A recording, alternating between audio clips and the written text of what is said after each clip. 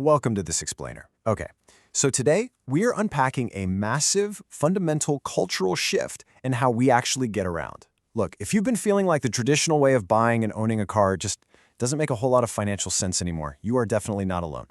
We're going to explore this profound transformation happening right now in the automotive market. But we're not just going to stay in the clouds with theory. By the end of our time together, you're going to walk away with some highly practical, income-specific financial strategies that you can literally apply to your life today. Consider this your modern guide to navigating the mobility revolution.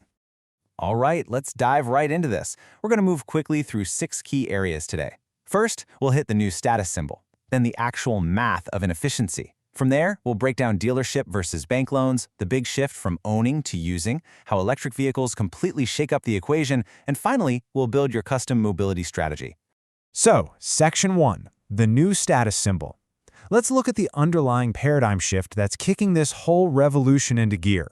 Now, there is a fascinating contrast happening between generations right now. Think about the 20th century. Back then, the car was basically everything, right? It was your ultimate ticket to freedom, your independence from your parents, and for sure, your primary status symbol. But jump to the 21st century, and that role has been completely usurped by the smartphone. Today, digital connectivity and social media are what facilitate your social life. Virtual connection is just a much higher priority than physical mobility. Because of this, the deep desire to own a vehicle, which, let's be honest, drove the whole auto market for decades, is drastically dropping off for younger generations. There's a quote from the research that captures this perfectly. It says, for new generations, it's not about owning an object, but moving from point A to point B in the most efficient way possible. It's simple, but it's huge. We're officially transitioning away from the car as a prized possession to seeing it purely as a functional, accessible mobility service. That brings us to Section 2, the math of inefficiency. Because this pivot isn't just about changing values, it's being forced by the hard realities of modern cities. 22 hours. I want you to really think about that number for a second. Statistically, private vehicles sit entirely idle for 22 hours out of a 24-hour day. That is literally 90% of the time.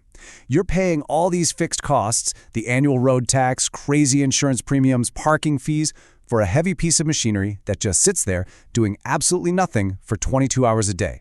When you frame it like that, it's increasingly seen as a completely unjustified financial drain. And that crazy idle time is combining with 4 specific barriers that are actively pushing people away from buying cars in the city.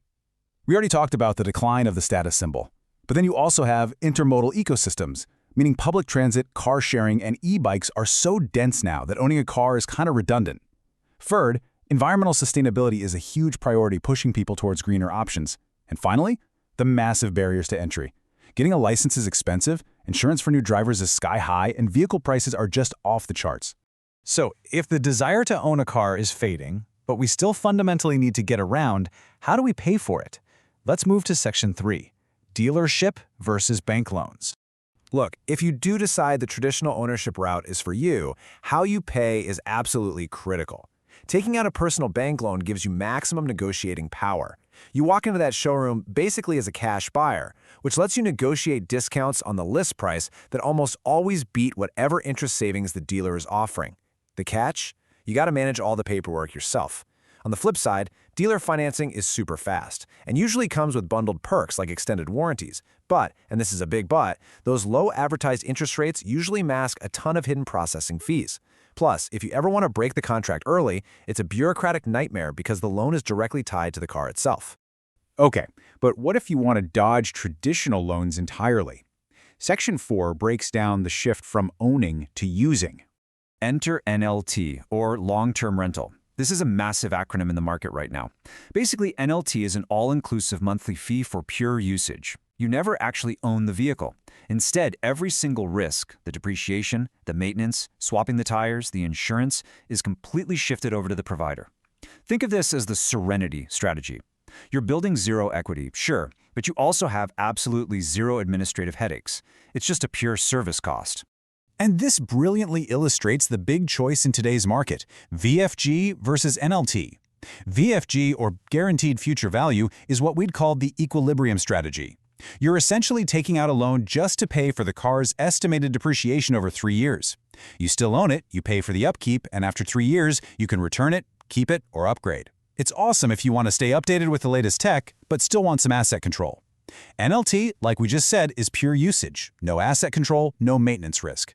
Your choice here really comes down to whether you want flexibility and control or just total, hands-off operational serenity. All right, Section 5, the EV factor. Because everything we just talked about gets supercharged when you introduce electric vehicles into the mix. When you compare an EV to a traditional gas engine, the day-to-day costs are totally different. Why?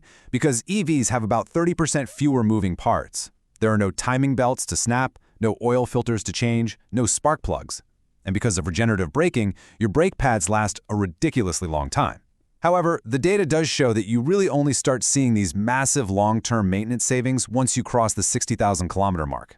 But there are some hidden financial realities with EVs you really need to know about. First off, battery tech is evolving so incredibly fast that obsolescence is a huge risk. A 3-year-old EV can be surprisingly tough to resell. That actually makes the NLT, the long-term rental model, perfect for EVs because you just hand back the aging battery and get a new one. Also, while basic liability insurance is usually about 20% cheaper for an EV, comprehensive coverage, often called casco insurance, is basically a high-cost necessity. Repairing EV sensors and battery packs costs an absolute fortune.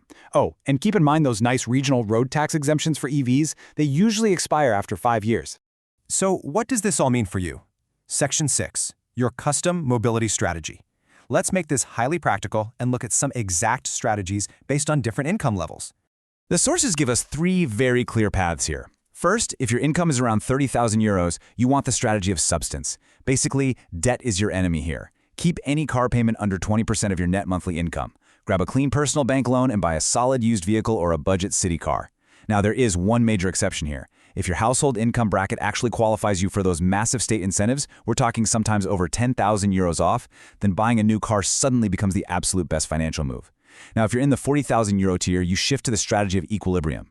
This is where you use that VFG model to access better tech and upgrade every 3 years, keeping your depreciation risk actively managed. And finally, at 50,000 euros and above, you're looking at the strategy of efficiency. Your main priority is optimizing your time. Long-term rental, NLT, is the ultimate play here for turnkey luxury. You're happily paying a premium for the operational serenity of having 0 administrative headaches. But you know what? Regardless of your income, I want to share my absolute favorite financial life hack from these sources. A lot of people fall into the trap of option A. They buy the total car. Basically, they drop 50,000 euros on a massive SUV just because they need it for a 10-day road trip once a year. That works out to roughly 9,000 euros annually. But check out the alternative, the dual strategy. You finance a snappy 25,000 euro electric city car for your daily commute. That costs you about 4,200 euros a year. Then, you just set aside 600 bucks a year specifically to rent a massive high-end SUV for those couple weeks of vacation. The result? You spend 4,800 euros a year in total.